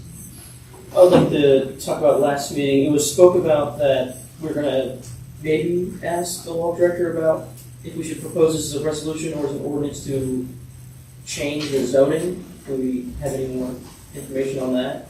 I'm sorry, Jake, relative to? The short-term rental regulation. Oh, okay. I saw that was discussed when I watched over the video. I'm not, I can't tell you, I haven't had any discussions with them relative to changing the zoning. Okay. I will say that one step. You mean, in other words, not to change existing zoning, but to what? To indicate what zoning districts you can place these in, is that what? No, to either amend the zoning code or to add as a separate resolution. Oh, I see. It's been suggested both ways, but, I think at this point, if council eventually arrives on an ordinance that you'd like to adopt, it can be adopted independently. The feeling from the law director was perhaps it ought to be part of the major code. When we talked to Fred and those that are working on the code, they seem to think that it could be a standalone, and they're also concerned that they didn't want to slow down the whole process of the code revision with this particular issue. So I hope that answers. Get that answers it. And then the one thing I had is that we have a really long one. We have a really long track we're working at. We're trying to work with council, at least with me and Councilman Wolf and Councilman Stiles, about simplifying it a little bit to make it easier for every party in the realm that's going to be affected by this to understand what's actually happening and moving forward. I do have a few drafts that we're still working on. I know that we're really trying to focus on how a short-term rental operates is our main goal, is how they operate within a community and how they affect everybody around them. So that's what I have to say. Anything else? We visited last week. I definitely wanted to give Mr. Allman a chance to comment because he's kind of been the key person to put all this together. Thank you. Last week we had a few discussions on things to amend the current one, which is what is a bedroom. I think we got some language from the law director on that, so we can update that portion. We were talking about where does public comment occur and if we need to adjust that. Section 1J G S. We were talking about getting rid of that part of it, which is the calls for service definition, part one of that. You guys had a week or a couple weeks to think about this. Any further comments on how we might amend or change? On what section, I'm sorry? Just any of there. Of everything you got a chance to read it as it exists. We talked about it. Yeah. We talked about a few things. I've got a couple things that we talked about last time and want to throw in there again. First of all, I want to say that I was part of the original short-term rental committee trying to come up with something. So I've been trying to make this happen for a number of years, and I'm glad to see that we're making some real good progress on this. A couple of things. In Section 2, permit requirements, B is a distance of 25 feet is required between any premise, STR premise and adjoining residential premises. I'm just concerned about that number we talked about in the last meeting. In that lake area, that just seems like it might be that we're trying to figure out a way to keep it from happening. Again, I'm not in favor of having short-term rentals in my neighborhood, but to a degree they're a fact of life. And so I don't know that we can, I'm not an attorney, I only play one on TV, that I don't know if we're allowed to do that, to make that, basically exclude certain properties just because of that. C is no STR shall be located on property within 300 feet of the property line of any other STR. I think that's a good idea. We talked about one of the concerns with short-term rentals is that it takes away from the neighborhood sense because there's nobody in the house, and if you have 2 or 3 properties real close to each other, that's definitely taken away from the neighborhood. I don't know if 300 feet is the right number. I don't know if it should be more or less, but I think we should have something like that in it because it helps prevent clusters, I guess.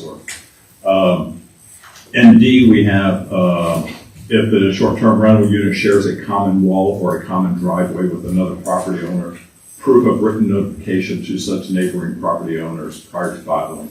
So we're just asking for them to told the neighbor, hey, we're doing this so that our shared driveway is going to be shared, in a different way. I think that needs to be more of the shared property owner, driveway person needs to get their approval or that they're comfortable with that.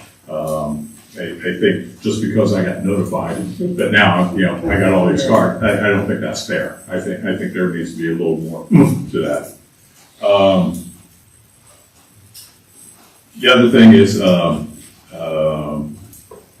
section 3, application process, H, proof of inspection by New Franklin Fire Department on an annual basis. I think it's important that we have that form or whatever. What is that inspection from the fire department? As opposed to, I mean, is there an actual inspection or is it just fire department, somebody going out there saying, all good, type of thing. So I'd like to see what that is. Doesn't the fire department already have to do I inspection of don't know. certain buildings in the city already? They already have a form for that. And didn't we mention police and? This is the same, that'd be the same form. Sign off, didn't we mention police and service department should sign off on it too? I don't Those are recall. from my notes. Okay, maybe you're right. I could be right, I You're wrote it. probably right. What can I say, we're not sure. Under section 4, operational requirements, F, the maximum number of motor vehicles that are permitted to be parked shall not exceed the number that can be garage on premise plus 2 that may park in the attached driveway consistent with the site plan for the dwelling. One of the concerns that we've heard from different citizens is cars parked everywhere, and so we're limiting the number of cars that can be on the property or in the driveway. But are we able to do something that pretty much limits the number of cars visiting the property so that, hey, you can't park all up and down the street. We can't, I don't know if we can do that or not, but something to look at. And then one other thought that it just kind of came to me, and I don't know if it makes any sense or not. Can we do something where a short-term rental must be so many nights? I'm thinking like 3 nights. That takes away, possibly would take away from the partier, the one night coming in for a party type thing. If someone's coming in and they're spending the money for 3 nights versus 1 night, they may be less likely to be there just to, kick it. And be more apt to either, hey, I'm spending the money here, and we're going to do it right, or I'm going to go somewhere else type thing, because I don't want to pay for nights that I'm not using. I don't know. Or it could just be a nice long weekend fest, and everybody's having a great time for days on end. Who knows? But those are just some of my ideas after the last meeting. I would say that the last 2 things with the parking and the amount of data, spoke with some short-term rental owners, and they do like when their tenants are more than 1, 2, 3 days because they want to respect the property more. As they're going to spend more than 1 night there, especially when it comes to your neighbors, they don't want to piss your neighbors off on the first day, or they're going to have to sleep next to them on the second day. And at least with the parking, I already sort of addressed that. I don't really want no parking on the road in correlation with the short-term rental at all. So I've already had that answered in the regulations. Couple of thoughts I had on this was I thought the fee should be a little bit higher for the inspections. And one of the other things I got concerned about is the stipulation about adjoining walls and getting written permission from the neighbor. When you start thinking about a housing complex or a multi-family dwelling, I don't know that you allow them in a facility that has basically residents living right next door to them, not next door, but with only a wall separating. I don't know if that's such a great idea. I mean, you think about some of the duplexes and triplexes we have around apartment buildings and stuff like that. I could see we're having a space of that row being a short-term rental being a huge problem, especially at parking and so on. So I don't know if there's a way we could not allow them to be Well, I think that goes multi-family dwellings. Mr. Constance thing, like they have to allow it. Well, yeah, so you've got to have a letter from the adjoining neighbor. Yeah. But what if you're like in the center of, there's a 3-unit and you're in the center? You got to get a letter from both of them, or you just need one that you can get to agree to it? Both neighbors, because you can have a situation that all adjoining wall neighbors. Yeah. So if you have 2 walled or 4 walled adjoining neighbors, and you have 4 walled adjoining neighbors, we need a notarized signature from all of them allowing it. Yeah, If you have the 25 foot, I don't know if you want to keep the 25 Yeah, foot. so you can't- That would solve it if you had a 25 foot. That would solve it.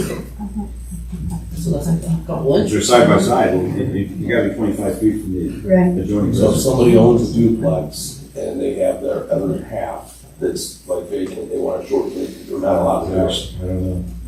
That's, That's tough. I get it. 10 line. Okay. I'd just like to add on to Kevin's comment there about the fee. I talked to somebody who helped draft up the paperwork for one of our neighboring communities, and he said their fee is definitely too low with the time that's spent from all the different departments doing their part, that it costs their township money. So we definitely need to take into consideration the fee and look at how the taxpayers aren't carrying that burden. Could you ask them how much they think they spend on the services they provide, so we can kind of balance out what our fee should be with that? I believe their fee is $400, and he said it's not close enough. He said if he had to do it again, it'd be somewhere between $1,000 and $2,000 a year. They think they're spending around that much money when they send the service? That's one fellow's opinion. Okay, I didn't know. Yeah. What's surprising is that the bill that's been sitting down there in Columbus is, can't exceed $20. $20. I mean, you think about it, you start sending people out there to do inspections and stuff like You guys will that. not pay anything. Right. Yeah, exactly. Any other comments on this topic? In respects to the 300 foot, I also like that because it stops that community from being saturated, but how do we regulate that? The first person that gets it, and then the second person's out of luck? Is it a lottery system? How do we? I would think, but, if the permit's issued, then, snooze, you lose. But, good question, but I would think that, I don't see anything inappropriate in that, from a legal standpoint, at least. If you set it up and the word's out there, and, there are, when you get into some of the other areas, that's when stuff gets tricky. I mean, just for an example, and I don't have a strong opinion on this, but it'd be nice to say, okay, you can't have cars parked up and down the street. And then the guy next door is having a graduation party, he's got cars parked up and down the street. And this guy can, and this guy can't, and those are the kind of areas that start to get a little of concern from equal protection and those types of issues. We do have two things I think that help with that. Number one is Airbnb's terms and conditions already prohibit having gatherings. And then in ours, we do have an occupancy limit that is based on bedrooms that should help with that as well. I'm not going to see a ton, but it could overflow. If we look at that, most of them are going to be, 2 persons per bedroom, we said, and then one extra bed in a common area. Well, that's for people spending the night, not necessarily for people coming for the party. I don't know that it specifies that, it says occupancy. Well, my thought would be occupancy means you're spending the night. Okay. That, I don't know if that's a legal, definition or not, but off the top of my head, that's the way I would take it. I would report on the road correlated to an area short-term rental. I say one. Well, technically, for our roads here, you can't park on the road. Technically, you can if we're using Ohio Revised Code, like usually 10 feet. Well, you have to flow of traffic, whatever. You can't block the flow of traffic. So if you're parking on the street, so many of our streets really, the police can come out and say, no, you can't park here. The issues I think is if someone's having a graduation party, that's a one-off. Whereas if you're having a one night short-term rental and they're coming for a party there, and every weekend, every other weekend, that's a whole different thing. But like the mayor said, how do you regulate that or prevent that? But again, if cars are on the street, the police have the opportunity to come out and get them to move, or, we had that in our neighborhood a few years ago. We were having the issue with Howie's at the time, and cars parked and wherever, and the police were coming out, and they would go into Howie's and say, we're towing, and they towed some, but, most people moved their cars and got out of there. Same situation. So, I don't know. Is there anything missing that we need to add? I know we got some public comments, just, sitting there waiting.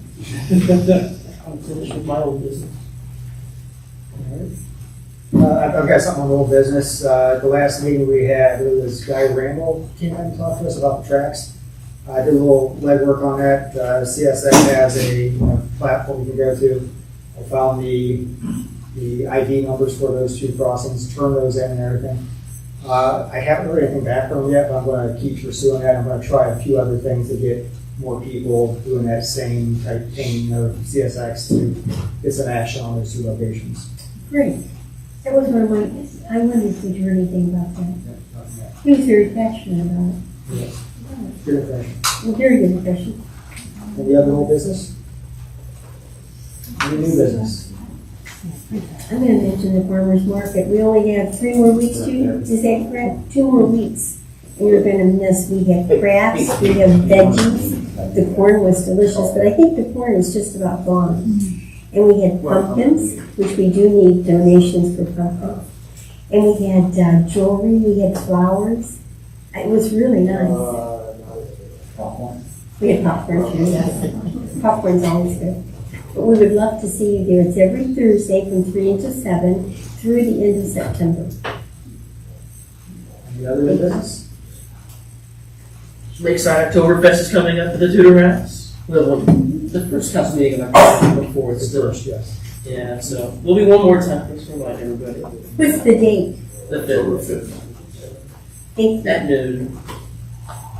And I do believe, I'll try to confirm this, that the ribbon cutting for the ODNR Visitor Center, I believe, is going to be Friday, October 10th, at 10 a.m., but I'll confirm that for everybody.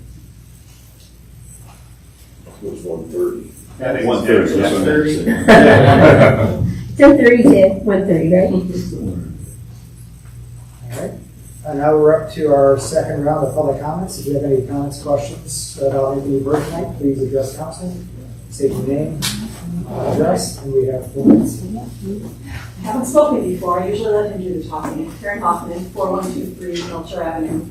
I was, based on discussion from the last meeting, I was really glad to hear issues come up again about the distance issue. I personally think that the two most important issues, and as far as allowing, if we're going to allow short-term rentals in New Franklin, would be distance between houses and distance between Airbnbs. And I think that just cannot be left as a gray area.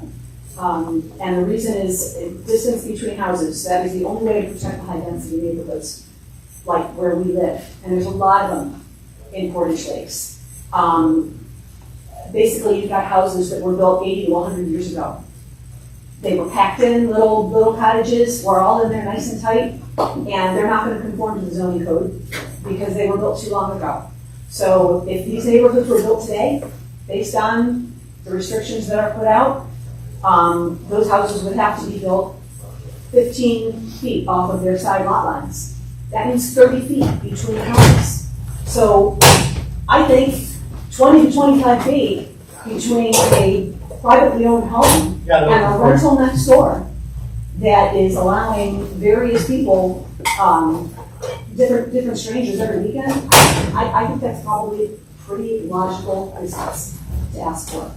20 to 25 feet.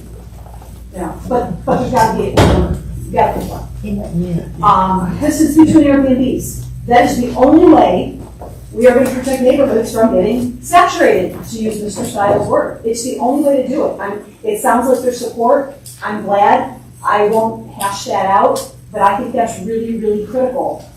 And frankly, Coventry Township already has it.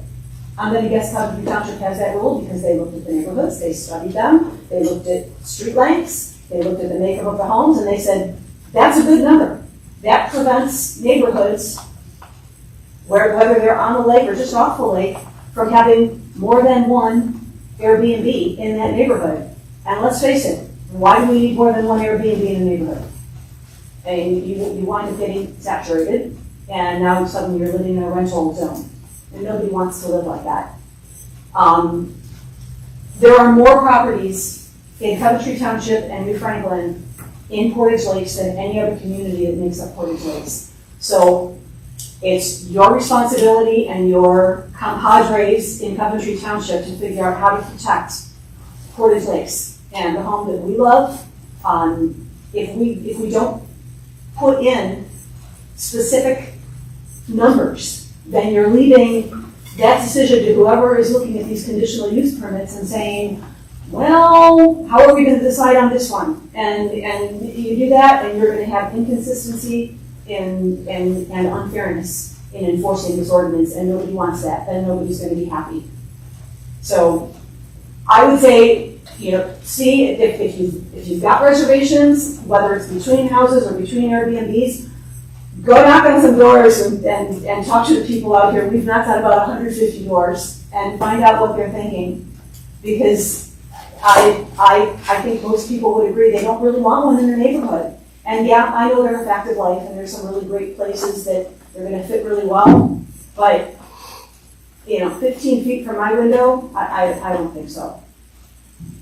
So, and as far as what was it, parking, I still say that if I'm having a graduation party for my kid, I'm going to call my neighbor and say, can I park those extra cars in your driveway so we won't have that problem? Mm-hmm. Yeah. That's, I live where I know my neighbors. Yeah. So, thank you.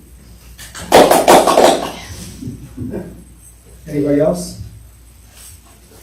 Hi, Micah Hope, 47 to 82 Bickford.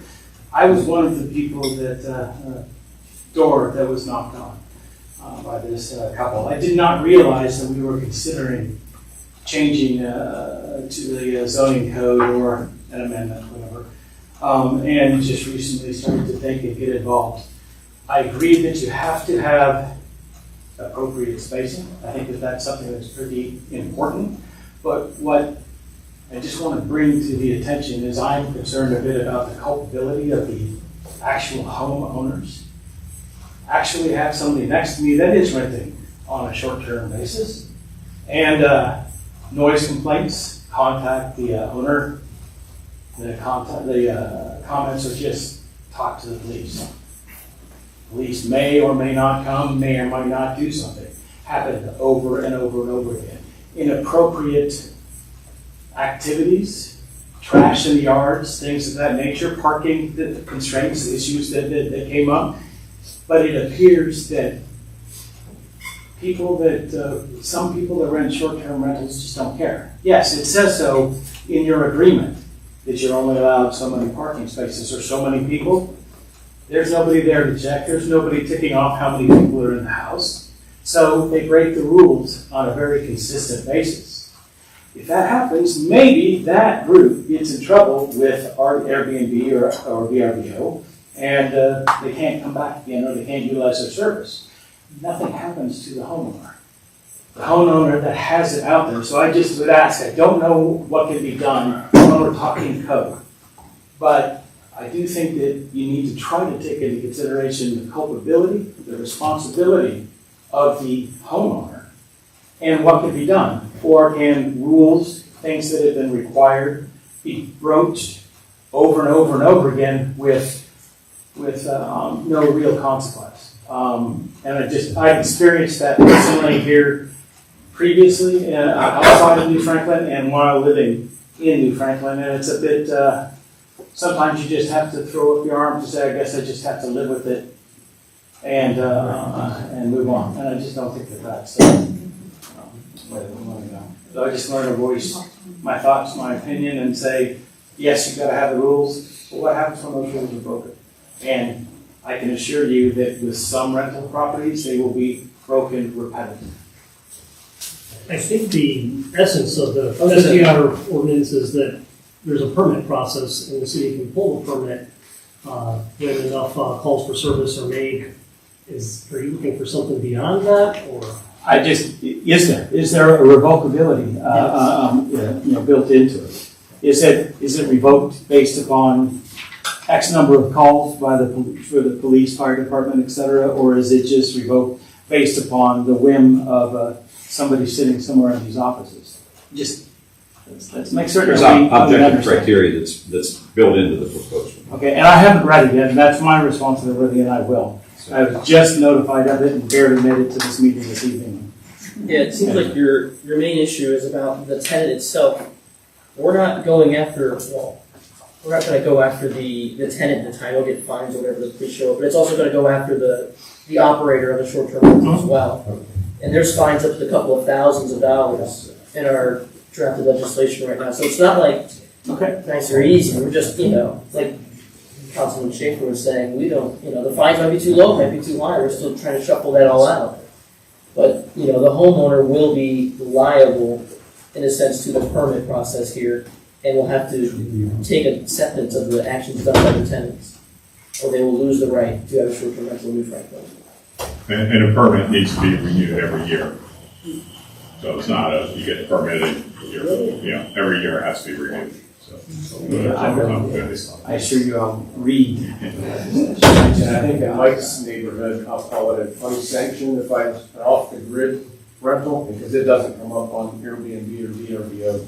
They may be using it for short-term rental, but it's not through Airbnb and VRBO. So I think their policy doesn't codify VRBO and Airbnb. It's pretty much. Our short-term rental applies to anybody renting less than 30 days. So it doesn't matter if it's on a website or not.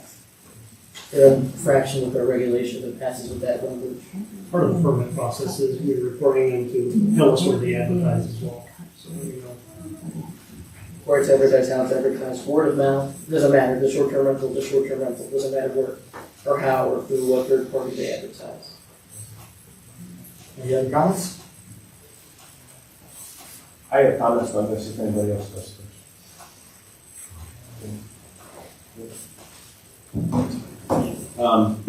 Mike Hoffman, 4123 Melcher. Again, I want to thank the mayor and the administration and the subcommittee working on this for your hard work to try to put an appropriate plan to put full-time citizens first, especially in the high-density neighborhoods.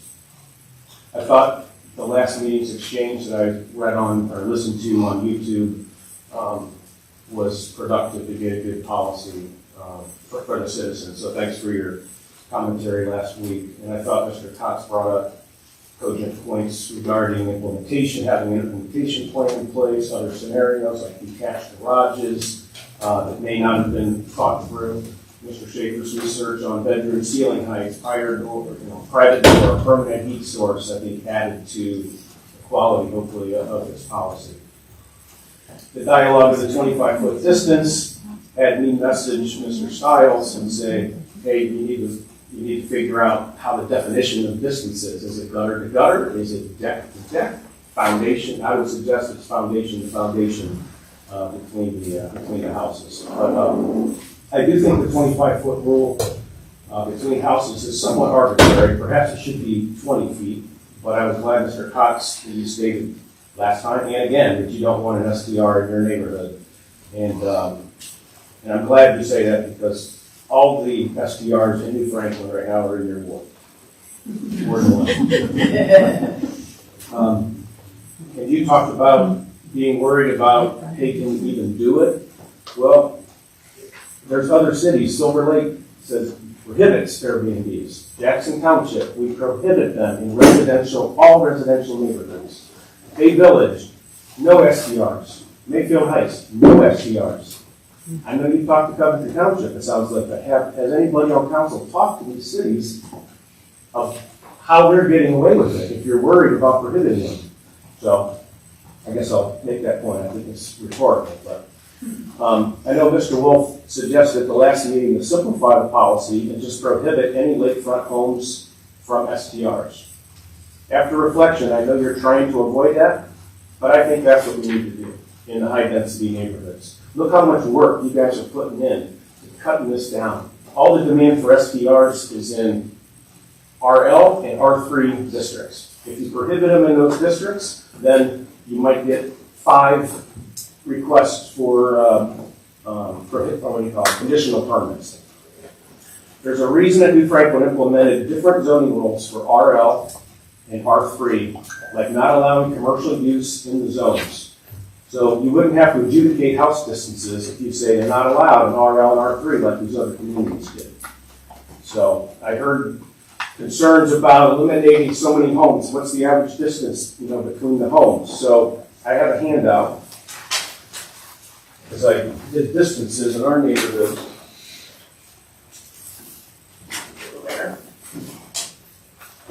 Thank you. You want to just pass them down? Yeah, I got that. Thank you. So I know that it's difficult to figure out what 25 feet is. So I'm going to do a little visual aid here. So I was in my hotel this weekend because I'm traveling extensively now. I laid down on the floor of the hotel to see how far my wingspan is. My wingspan is 5.5 feet. Chris's house is less than this from the Airbnb next door to him. I have to make a fist to get, now I can touch his window and the Airbnb's window. Stand up here. Okay. This is the distance between my house and both next door neighbors. Chris, stand up. This is about the distance between Mr. Cox's house and his neighbor. Maybe all the way to Mr. Adams there. So that's the distance we're talking about in these RL and R3 districts. So the rest of council, your average distance, if you look at that, probably the next page. Yeah, your average distance on this. So that graphic that you're seeing is the distance between the houses in Little Wadsworth. That's what they call our strip there. I also have a graphic about what 300 feet is. So you can see that's the edge of my house on the left to the end of our lakefront there. That's 285 feet. So you get an idea of what 300 feet is. So the rest of council, your average distance is 87 feet. And there's nobody on council that's in Lakefront District. Mr. Cox is the only one, R3. All the rest of you are R1, R2, and farm. So, Mr. Wolf, at the last meeting, you said you were against the minimum of 300 feet between the SDRs. Or said differently, you think it's good for New Franklin to have multiple SDRs within 300 feet. So I know you represent Ward 4. I'm asking you, if you went door to door in your ward and you asked your citizens, would they want you to advocate to have multiple SDRs within 300 feet? So I guess I'll leave that. I'm not going to ask you to answer that question, but I think a lot of people on council are supportive of 300 feet. In our neighborhood, with our aging population, it's right for investors to sweep in and take over the whole thing, and a few of us are left living in vacation land. Wrapping up here, there are 4 of you running for mayor or council in November. So I'll ask you the same question. Are you willing to go door to door, like Karen and I have, probably 200 doors in this city, to defend why STRs at all are good for the city in the high density neighborhoods? You want to put it out in the farm by Mrs. Jones or something? You probably can't even hear a party going on. You can't hear it. Don't go join it unless you're invited. All right. So that sheet that you have, that second, that sheet you're looking at, the second sheet, I'm sorry, is the STRs that I found, pretending like I was going to book an Airbnb or an VRBO. I looked up to try to figure out the address by looking at Google Street Viewer and looking at the outside of the house. I think it's pretty accurate. It's there. You'll see that I can document about 10 houses. There's probably maybe 15. That's the address of the house, and that's the owner's address. And you'll see that of the 10, 9 are owned by people that do not live in New Franklin, including 2 homeowners in Texas, Arizona, California, and Singapore. So I certainly hope that this council is not going to subordinate the livelihood of 15,000 citizens in favor of almost all out-of-towners embedding their hotels in our neighborhoods. So I implore you to save New Franklin, else we risk SDRs doubling next year, and let alone the demand on the police and everybody else with this. So I appreciate you guys listening. Anybody else? Robert Klesse, 804 Isleta Drive. Do we know the full density of how many SDRs based upon 300 feet that's potentially going to impact the city? These quick addresses right here, probably none of these 10. I mean, like total throughout, how many potential SDRs based on 300 feet with be put on the city? Would be, would Give be, the track like every road in the city. I was just every curious, address. I mean, if anything's been looked at. Airbnb and VRBO refuse to share any list of what they are. The only way we can get it is the same way Mr. Kaufman did, is we can dig around and try to see what we can. We came up with about a dozen of them, and at this point, none of those are, would be prohibited by the 300 feet, the existing ones. The 25 feet, I believe, it definitely would be. I think there's multiple that would be, Within 300 feet of another one? that were within 300 feet of each other, yeah. There's another one on our street farther down that is kind of on the DL, but that one, that was the first one. We didn't even know it was an Airbnb, and it would pass the 25-foot rule. But if that one gets approved by you, then there can't be any other on our street based on a 300-foot rule. But the one that we're concerned about next to Chris's house would be limited by the 25-foot rule anyway. Or the 8-foot rule. Or the 5-foot rule. I think Dusty's, Norris's one would be fine, because it's on their campus and there's plenty of space between them, and they screen people, and a lot of their renters are 30 days or more. Anyway. The renter's 30 days or more, it's not even short-term rental. anymore. Exactly. Exactly. Well, 31 or more days. Anybody else with any public comment? Seeing none? Do we have a need for executive session? We do not. Do I have a motion to adjourn? First, and a second. First is until I'll have tonight. All right. Mr. Scott. Terry, I'm not gonna be. For adjournment. For adjournment, Mr. Scott. Great idea. Mr. Chambers. Most definitely. I thought what he Yes. said, you went out together. Wow. The neighbors were not. Mr. Stiles. Had to make sure. Mr. Stiles, for adjournment, please. Yes. Thank you, please. Mr. Walsh. Mr. Oliver. Thank you. Our next meeting. I know there's one. So that's- I live on a farm,